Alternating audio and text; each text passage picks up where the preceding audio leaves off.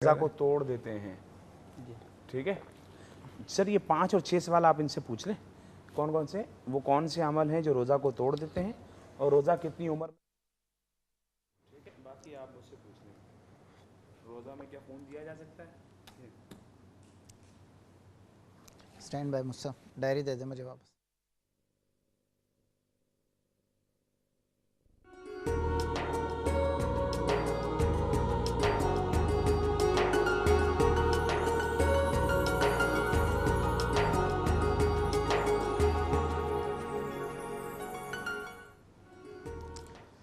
नाज़रीन, प्रोग्राम में एक बार फिर आपको खुश आमदीद कहता हूँ। बताता चलूँ मैं दोबारा आपसे कि स्क्रीन पर हमारा नंबर आपको फ्लैश होता हुआ नज़र आ रहा होगा। फ़ोन उठाइए और हमारे साथ प्रोग्राम में शामिल हो जाइए। मुफ्ती सज्जाद साहब, मैं आपकी तरफ आऊँगा। ये बताइए कि रोज़ा जो फ़र्ज़ है वो किस उम्र में हो जाता है? क्योंकि हमारे यहाँ पर हम देखते हैं माशरे में कि कुछ बच्चे जिनकी रोज़ा कुशाई भी की जाती है 6 साल में, 7 साल में, 8 साल में, और फिर बाकायदा अल्हम्दुलिल्लाह यहाँ पर उसकी सेलिब्रेशन भी होती हैं। तो वो फ़र्ज़ कब होता है और उससे पहले जो रोज़े रखे जाते हैं वो रोज़े क्या कहलाते हैं?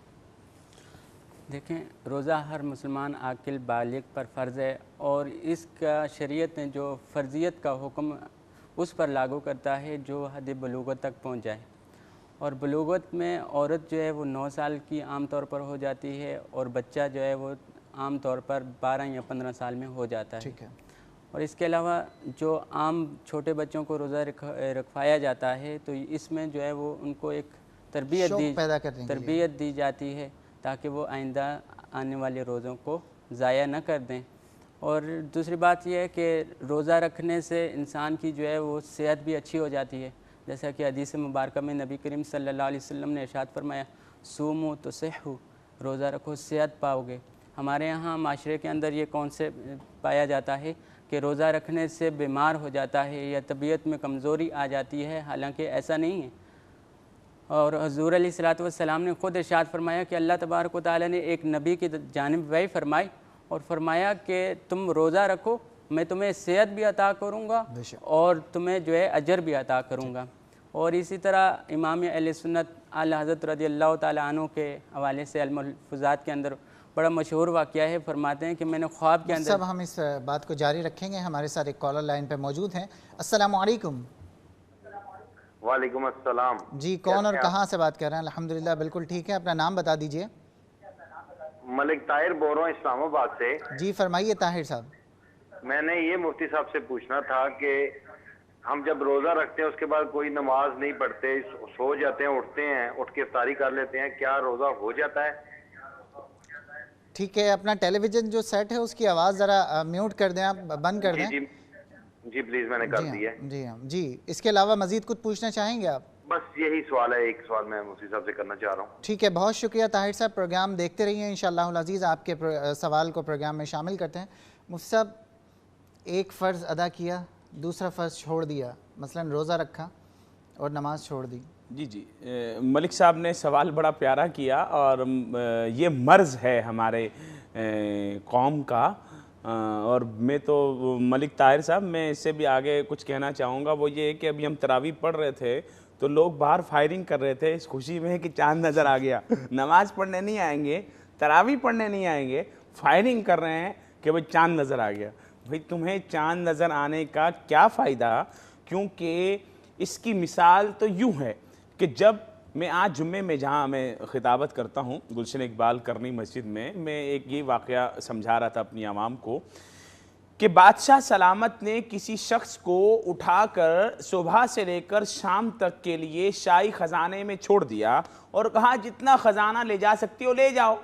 और वो फिर शाही ख़जाने में गया, उसने हीरे जवाहरात सोना चांदी सब देखा और कहा अभी तो बड़ा टाइम पड़ा हुआ है, चलो सो जाओ।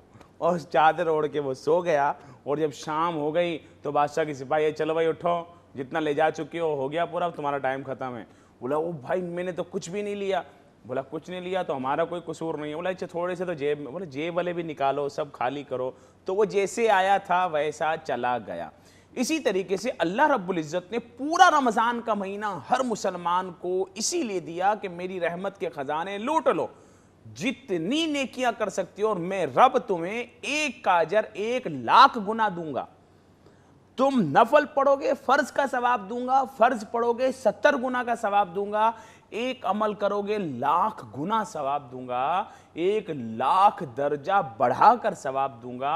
मगर हमारी अवाम वो खुशी तो मनाए, फायरिंग करें, सारे काम करके नमाज ना पढ़ें, रोज़ा ना रखें तो फ़ायदा क्या उस रमज़ान का। फायरिंग का जहाँ तक आप कह रहे हैं तो माशाल्लाह पाकिस्तान में असलहा की जो है वो बड़ी खाने को हो या ना हो, लेकिन असला रखना जो है वो रिवायत बनता जा रहा है। और जो है वो माशाल्लाह आज तो चांद नज़र आया तो इस बात की सेलिब्रेशन, वरना उसके अलावा मज़ीद आप अगर रात में अगर छत पे चले जाएं तो मुख्तलिफ़ किस्म के साउंड्स आपको सुनाई दे रहे हैं। हमारे कराची में तो बिल्कुल कराची में तो बिल्कुल मलिक ताहिर साहब की तरफ आता हूँ। मलिक ताहिर साहब, आप तसल्ली रखें क्योंकि हर चीज़ अलग अलग अजर और अलग अलग ना करने का उसका गुनाह है।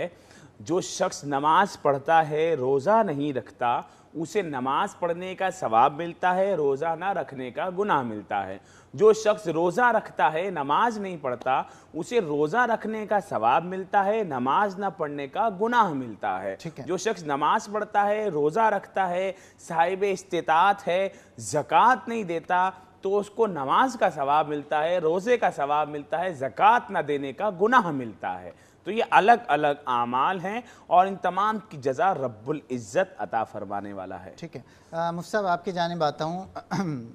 रोज़े के हवाले से डिस्कशन चल रही है, मुझे ज़रा ये बताइए कि वो कौन से अमल हैं जिसकी वजह से रोज़ा टूट जाता है, या मिसाल के तौर पर कोई कहता है कि रोज़ा फासिद हो गया, मकरूह हो गया, वो कौन से अमल हैं जिससे सबसे पहले तो ये बता दें कि रोज़ा टूट जाता है। ऐसी तो बहुत सारी चीज़ें हैं जिनसे रोज़ा टूट जाता है। मसलन अगर कोई शख्स खा पी लेता है जानबूझकर तो उसका रोज़ा टूट जाएगा। इसी तरह अगर कोई शख्स अपनी बीवी से हम बिस्तरी कर लेता है तो इस सूरत में भी उसका रोज़ा टूट जाएगा। इसी तरह अगर किसी के मुंह भर क़ह हो जाती है, उल्टी कर लेता है मुंह भर, तो उसका भी रोज़ा टूट जाएगा। और भी बहुत सारी सूरतें हैं जो फ़ुक़हा ने नकल फरमाई हैं कि जिनसे रोज़ा टूट जाता है। ठीक है, मुझसे ने फरमाया मुंह भर क़ह कितनी तादाद में होना चाहिए, और क्योंकि मुख्तलिफ़ रिवायतें हैं और मसलन नॉर्मल लोग, मसलन कोई ऐसी फ़ीमेल हो जो प्रेगनेंसी जो है ड्यूरिंग प्रेगनेंसी है उसमें फ़ीमेल्स को अक्सर बेशतर जो है वॉमिटिंग की कंप्लेंट्स रहती हैं, या कुछ ऐसे पेशेंट्स होते हैं जो एब्डोमिनल जो है जिनको डिस्फंक्शंस होते हैं जिसकी वजह से जो है उनको वॉमिटिंग रहती है, तो क्या हर वॉमिटिंग उसकी वजह से रोज़ा टूट जाता है? नहीं, उसमें डॉक्टर साहब जिस तरह मुफ्ती साहब ने क़ैद लगाई है यही मसला है कि मुँह भर क़ह, यानी मुँह भर क़ह की तारीफ़ ये फ़ुक़हा ने फरमाई जिसे बातकल्लुफ़ रोका ना जा सके।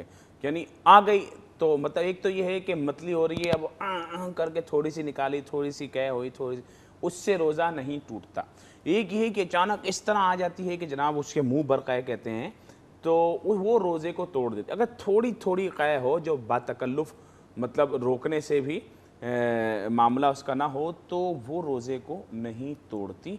इसमें शर्त उसी कह की है। लोग ये समझते हैं भाई उल्टी हो गई रोज़ा टूट गया, हर उल्टी से रोज़ा नहीं टूटता सिवाय उसके कि जो मुंह भर हो और वो है कि बतकल्लुफ़ भी रोकी ना जा सके। ठीक है नाज़रीन, लाहौर और इस्लामाबाद के मज़ाफ़ात में अज़ान फ़ज्र का वक्त हुआ चाहता है। हम मुख्तसर से ब्रेक में जा रहे हैं, इंशाअल्लाह अज़ीज़ अज़ान के बाद फ़ौरन वापस आते हैं।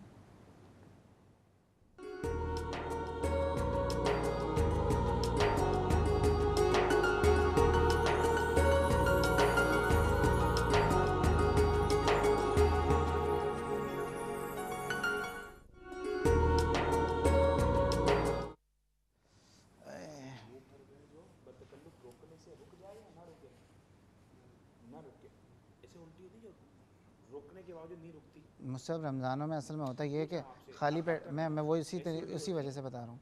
उल्टी तो हर कोई रोकने की कोशिश करता है लेकिन हो जाती है, ठीक है ना। और रमज़ान में यह होता है ये जब आप खाली पेट होते हैं ना और फिर अगर थोड़ा सा गार्गल आपने